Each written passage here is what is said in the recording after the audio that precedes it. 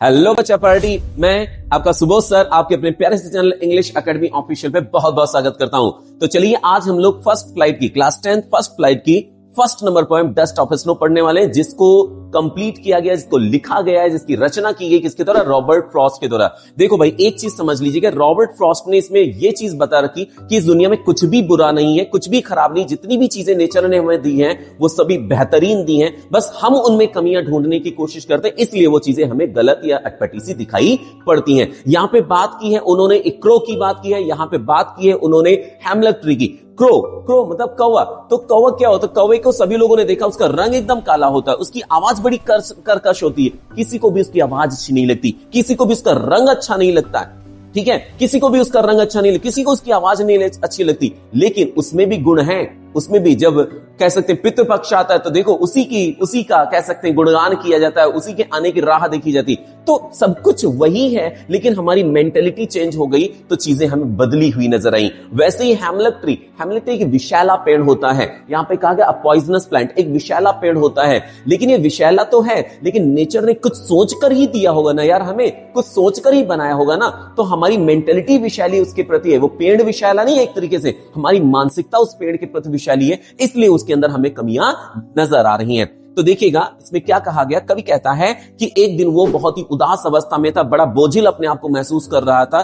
तभी क्या होता, अचानक एक घटना घटित हुई कि एक पेड़ जो था ऊपर मतलब एक बारीक सी ढेर सारी बर्फ जमी थी, और वो जब उसके नीचे से गुजरता है तो पास होता है उसके नीचे से, तभी उसके ऊपर एक कौवा आकर बैठता है, और उस कौवे के बैठने के कारण थोड़ा वाइब्रेशन उसमें आता है, मतलब हल्के से डाल कम कपाती है, और जो बर्फ जमी थी बारीक सी वो कवि के ऊपर गिरती है, और कवि की मनोदशा में एकदम से बदलाव आ जाता है। मतलब जो उदासी थी वो छट गई, साफ हो गई, एकदम उदासी गायब हो गई, और उसके बाद उसने रियलाइज किया यार मेरा दिन तो बहुत बर्बाद हो गया, मतलब पूरे दिन मैंने कुछ नहीं किया, मैं उदास बना रहा, लेकिन अब जितना दिन बचा हुआ ना उसका मैं पूरी तरीके से यूटिलाइजेशन करूंगा। इसी तरीके से जो भी साल भर में हुआ है उसको इग्नोर करो, नहीं पढ़ा कोई बात नहीं, टेंशन नहीं, लेकिन अब यहां से जो है आज से पढ़ना शुरू कीजिए, सब कुछ बेहतर हो जाएगा। लेकिन आज भी अगर नहीं पढ़ते हो तो कैसे बेहतर होगा, ये जरूर सोचना। आज से शुरुआत करो, सब कुछ बेहतर होने वाला, सब कुछ बढ़िया होगा। तो चलो इस पोएम को कंप्लीट करते हैं अपने लोग। अब यहां पे कुछ मीनिंग्स पर डिस्कशन कर लेते हैं। वे का मतलब मार्ग भी होता है, लेकिन यहां पर वे का मतलब है काइंड, मतलब तरीका, मैनर, ढंग, मतलब किस ढंग से, किस तरीके से। डस्ट ऑफ स्नो मतलब धूल की, मतलब कह सकते हैं बर्फ की धूल। अब बर्फ की धूल तो होती नहीं, इट मींस पार्टिकल, कहते हैं बहुत ही स्मॉल पार्टिकल ऑफ स्नो, बर्फ के बहुत ही बारीक कण। हेमलक ट्री क्या बताया मैंने बताया पॉइजनस ट्री, एक जहरीला पेड़ या एक जहरीला पौधा।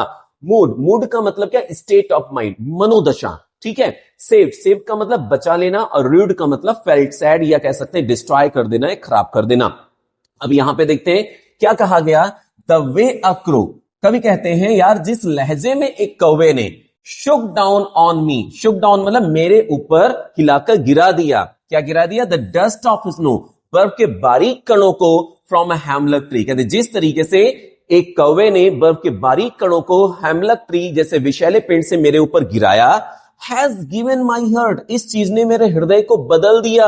अ चेंज ऑफ मूड, मेरी मनोदशा में इससे परिवर्तन आ गया। कहते हैं गागर में सागर है ये, तो क्या कहते हैं उससे मेरी मनोदशा एकदम बदल गई।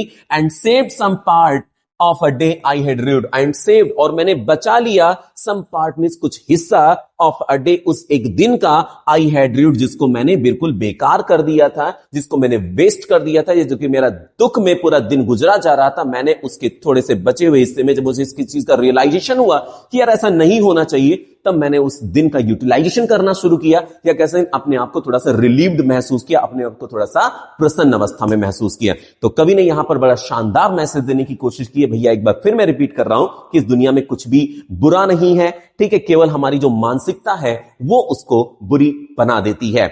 अब यहां पे देखिएगा पोएम इन अ नटशेल, अगर भूल जाओ तो ये की पॉइंट्स याद रखना, की पॉइंट्स याद रखना है आपको। क्या कहा गया? The poet is in sad mood while walking in nature. कहते जब वो बहुत ही आराम से टहलते हुए इधर उधर घूम रहा था तो क्या था? बहुत ही दुखी अवस्था में, एकदम सैड मूड में, मनोदशा उसकी बहुत दुख भरी थी। फिर a crow shakes snow from a hemlock tree on to him, तभी क्या होता है, अ क्रो, एक कौवा shakes snow from a hemlock tree on to him, की जो कौवा था वो उसके ऊपर हैमलक ट्री से क्या गिरा देता है, बर्फ के बारीक कणों को गिरा देता है, बरसा देता है। This small incident boost his energy, और क्या होता है, ये छोटी सी जो घटना थी इसने उसकी एनर्जी को बूस्ट कर दिया, मतलब जो दबी पड़ी थी उसके अंदर ऊर्जा, उसको उसने बढ़ा दिया। And refresh his heart, he has wasted a part of the regretting, तभी कवि को एहसास हुआ कि पछताते हुए, एक तरीके रिग्रेट करते हुए कि उसने दिन का हिस्सा बर्बाद कर दिया। But now with the change of mood, लेकिन इस मनोदशा के बदलने के साथ साथ ही wants to utilize the rest part of the day, वह बचे हुए हिस्से को या बचे हुए दिन के उस अंश को यूटिलाइज करने की कोशिश करता है। की फ्रेम या की माइंड अपनी चीज में, की पॉइंट अपने माइंड में अच्छे से एब्सॉर्ब कर लीजिएगा, पोएम पूरी एकदम दिमाग में बनी रहेगी। चलिए देखते हैं इसके आगे, हम कहते हैं की पॉइंट्स और इस पोएम के बारे में क्या कहा गया है, उन की पॉइंट्स पर चर्चा करेंगे। मतलब कहते इन शॉर्ट क्या मैसेज देने की कोशिश की गई है, संक्षेप में क्या समझाने की कोशिश की गई है। तो it is a highly symbolic poem, सभी लोग जानते हैं, याद रखिएगा। अब आप वहां पे सेंट्रल आइडिया लिखेंगे तो हो सकेगा कि पॉइंट्स कुछ डाल देंगे तो ज्यादा आपको अच्छे मार्क्स मिल जाएंगे, ठीक है। आप अच्छे मार्क्स मिलने के चांस है तो नोट करके आपकी पॉइंट्स डाल सकते हैं, बहुत ज्यादा नहीं, हाँ एक या दो मैक्सिमम आप डाल सकते हैं वहां पे। तो it is a highly symbolic poem, कि ये बहुत ही सिंबॉलिक पोएम है।